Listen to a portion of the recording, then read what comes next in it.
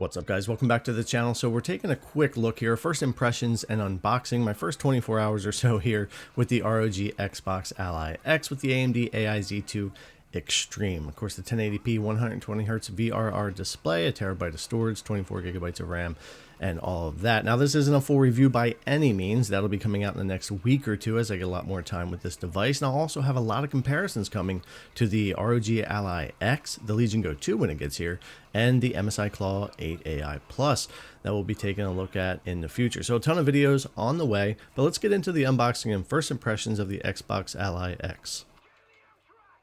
All right, so we'll go ahead and knock out the quick unboxing here and just show you what you get with the ROG Xbox Ally X, which is, of course, the black model here and is the higher end $1,000 USD price device.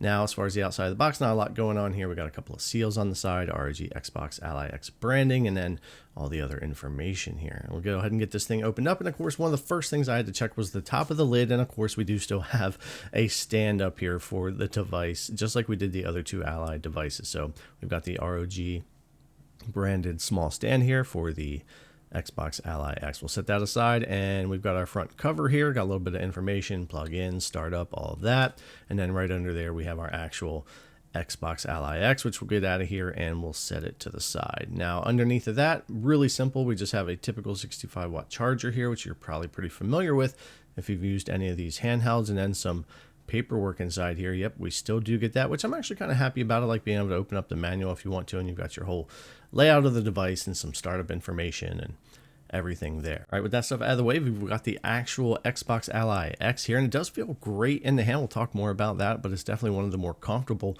handhelds, even just in the first 24 hours that I've had it here. It is a pretty thick boy. It is beefy, but the weight distribution is great, and it felt a lot lighter than I anticipated. And even though it's not the sleekest looking design, it certainly is comfortable.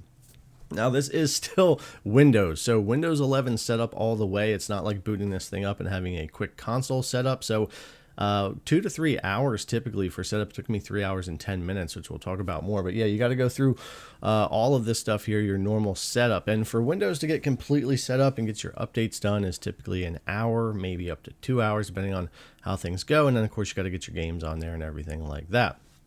Now, once all the initial setup is done, you will boot directly into the Xbox full screen experience, which is great. It's already set up to do that, but you're not going to want to stay there. You immediately need to get out of here, go to desktop, and spend another couple hours getting all of your setup done before you actually use this. So there is a lot more to this than just, booting it up, signing into your Xbox account, and getting going. So we switch over to the desktop mode and hit continue here, and we'll be ready to do all of our updates, which I always do them in the order of Windows updates, Microsoft Store updates, ASUS's Armory Crate updates, and My ASUS app updates. Those are the 4 places that we have to do updates before we can even bother installing games or doing anything else. And again, there was a ton of updates for me on this thing, and it was pretty outdated, so it took a couple hours to get all that done before I even got to my games. A total of 3 hours and 10 minutes from unboxing to booting up my very first game, which was Battlefield. So Windows updates and store updates there, and I've already customized Windows while I was waiting for some of that.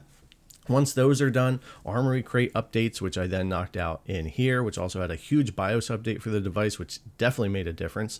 So you got to make sure all of that is done. And then My ASUS app will often get updates that Armory Crate or Windows doesn't get, and it did have one in here that solved some issues I was having, which is a control interface update for Armory Crate or something like that here. So what was that? It was control interface. Yeah, so I was having little issues before I installed that. So those are the 4 places to get all those updates and setup and everything done before you bother installing Steam, downloading your games, and getting into all that. But once you're done, you are all set up and ready to get going. But it is very much a Windows setup experience before you get there. It's not like just turning this thing on and going. I do like the newly redesigned command center from ASUS here. It works really well, and we can go all the way up to 35 watts unplugged, which is great for testing. I wouldn't recommend running it that way and killing your battery super fast, but it'll be nice to be able to check out games at 17, 20, 25, 35, all without having to plug in, because I like to test handheld.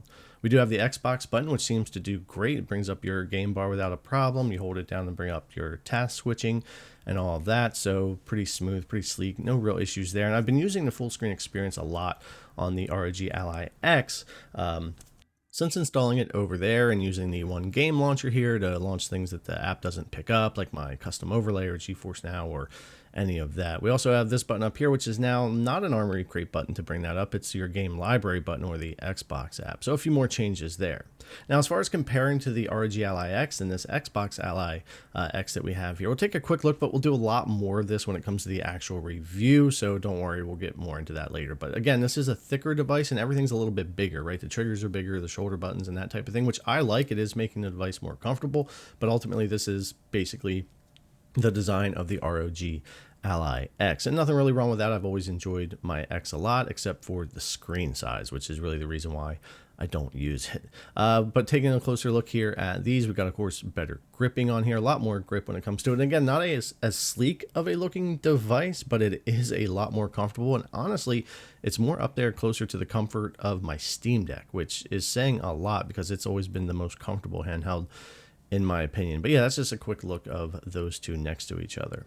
As far as the design of this device, again, I think it's actually pretty decent and it's kind of growing on me. Again, it's not the sleekest looking thing, but it's not bothering me as far as that. And it is extremely comfortable for me to hold and game on, even with my somewhat larger hands or whatever for these. So it works out pretty well. So no major complaints there other than some build quality stuff that I want to talk about, but we'll get more into in the review as well. Again, it feels pretty nice. The weight distribution is great. It seems like the build quality overall is pretty good, except for when I get to like the D-pad and the face buttons, which we'll get to. But there's a lot of great gripping and everything on here. Cooling's been good, ventilation's good, control sticks feel great, and all that. Triggers are good, shoulder buttons are good. No problems in the first 24 hours there. The control pad or the directional pad is a lot louder and clunkier than on the ROG Ally X. I don't really love that as much, and these face buttons are very clunky and loud compared to other handhelds. I'm having some issues with the Y button and the A button as well sticking, especially the Y, where if you don't press it dead center and you're off to the edge a little bit, it will not press down. I've had this kind of stuff happen a lot with the A and Y to me while playing games.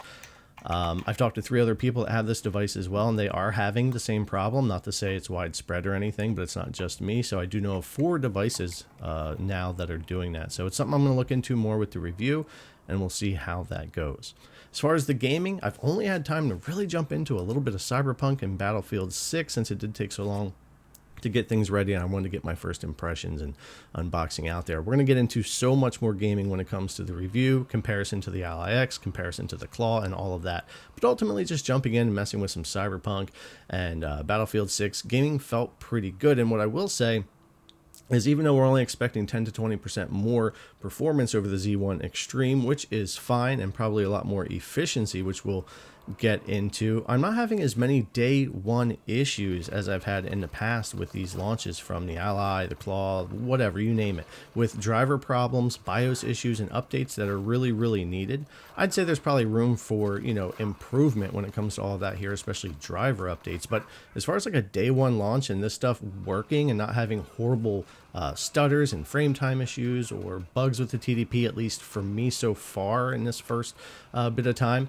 it's actually been pretty good. It's actually been pretty nice. The only real buggy or weirdness I had was actually with the Xbox app and some of the setup, but nothing that really stopped me or kept me going. When it came to jumping into these games, and I've jumped into a couple more now since getting into this, I liked seeing the consistency in the performance. And ultimately, Battlefield 6 is running really well also. I haven't recorded any multiplayer, but I also did that at some 720p and 80, 90, 100 frames per second, sometimes even before kicking in any frame gen. So yeah, been working really well here. I'm looking forward to testing a ton more games, comparing to the ROG Ally X, the Claw, Legion Go 2 when it gets here, and all of that. It's going to be a lot of fun getting into it and finally having some newer hardware here with a Z2 Extreme and not just these Z1 Extremes. But yeah, that's pretty much first impressions. There's so much more to dive into, and I'm going to have so many more videos to get into. Ultimately, the device is super comfortable and feels great. My main complaints about build quality are really just with the D-pad, which is because it's clunky and loud, and the face buttons, which I'm really having trouble with that Y button sticking on me. So we're going to look into that more. But again, it's not just me. I've talked to a few other people having issues with A, B, or Y sticking if they don't hit dead center as well. But yeah, that's pretty much it. My full review will be a week or two out. I'll also have sooner than that comparisons coming with the Ally X, the MSI Claw, and all of that. And of course, game testing and just a bunch of things to do with this device. Very exciting to finally have the hardware to jump into. Anyways, guys, thanks a lot for coming to check out the first impressions and unboxing. A lot more on the way, so subscribe if you haven't already, and keep an eye out for the new videos. As always, thanks a lot for coming to watch. I really appreciate it, and I'll see you guys in the next one.